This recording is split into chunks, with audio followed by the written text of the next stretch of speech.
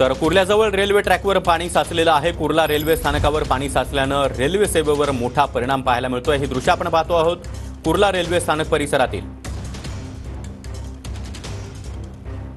तर ट्रॅकवर ही दृश्य आपण पाहतो आहोत कशा प्रकारे पाणी साचलेलं आहे, त्यामुळे रेल्वे वाहतूक अत्यंत धीम्या गतीने सुरू आहे।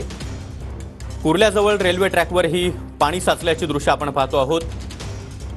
कुर्ला ते सायन दरम्यान कशा प्रकारे रेल्वे ट्रॅकवर मोठ्या प्रमाणामध्ये पाणी साचलेलं आहे आणि त्याचा परिणाम रेल्वे सेवेवर झाल्याचं पाहायला मिळते। रेल्वे अत्यंत धीम्या गतीने सुरू आहे।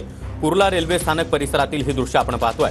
रात्री 1 वाजेपासून पावसाला सुरुवात झालेली होती, ते पहाटेपर्यंत हा पाऊस मुसळधार पद्धतीने कोसळत होता आणि त्याचाच परिणाम आपण पाहतोय। कुर्ला ते सायन दरम्यान संपूर्ण रेल्वे ट्रॅकवर अशा प्रकारे मोठ्या प्रमाणात पाणी साचलंय, त्यामुळे रेल्वे सेवेवर देखील मोठा परिणाम झालेला आहे। अत्यंत धीम्या गतीने रेल्वे वाहतूक सध्या सुरू आहे। अगदी सकाळच्या सुमारास कामावर जाणाऱ्या चाकरमान्यांना याचा मोठा फटका बसला।